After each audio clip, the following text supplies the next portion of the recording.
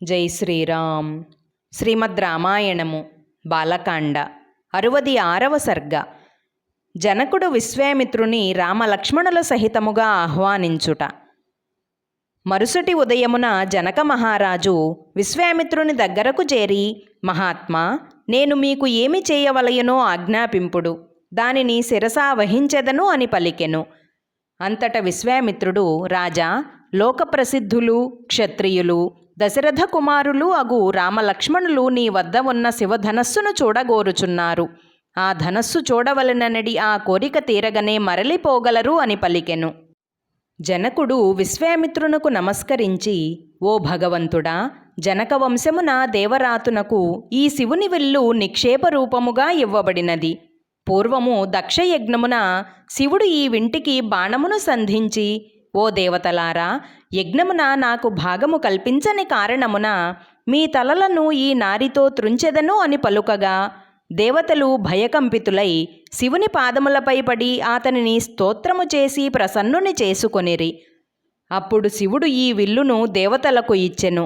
దేవతలు దీనిని మా పూర్వుడగు దేవరాతుని దగ్గర నిక్షేపరూపముగా ఉంచిరి.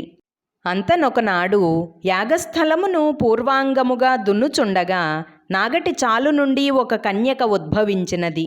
భూమి నుండి ఆవిర్భవించిన ఆమె సీత అను పేరుతో నా కుమార్తెగా పెరిగినది. అయోనిజయగు ఆమెను ఈ శివుని విల్లు ఎక్కుపెట్టగల వీరునకు ఇచ్చి వివాహము చేసెదను అని ప్రకటించి తిని. ఎందరో రాజులు వచ్చి వింటిని పట్టుకొనుటకు గాని కనీసము పరీక్షించుటకు చేతితో కదుల్చుటకు గాని సమర్థులు కారు అయిరి. అప్పుడా రాజులందరూ కూడా పలుకుకొని మిథిలా నగరమును ముట్టడించిరి. సంవత్సరము గడుచుసరికి నా రక్షణ బలగములు అన్నీయూ క్షీణించెను. దానికి మిగుల దుఃఖించి దేవగణములను ప్రార్థించి తిని. వారు ప్రసన్నులై నాకు చతురంగ బలములను ఇచ్చిరి.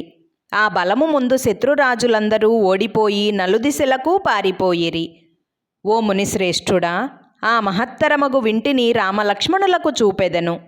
మహర్షి, రాముడు ఈ వింటిని ఎక్కుపెట్టగలిగినచో అయోనిజయగు నా కుమార్తె సీతను ఇచ్చి వివాహము చేయగలను అని పలికెను. జై శ్రీరామ్. 66వ సర్గ సంపూర్ణము. అందరికీ నమస్కారం. పూర్వజ డివోషనల్ ఛానల్కు స్వాగతం. మీకు గనక ఈ వీడియో నచ్చినట్లయితే దయచేసి లైక్ చేయండి, షేర్ చేయండి, ఇంకా కామెంట్ చేయండి. సబ్స్క్రైబ్ చేయడం, బెల్ ఐకాన్ నొక్కడం మర్చిపోకండి.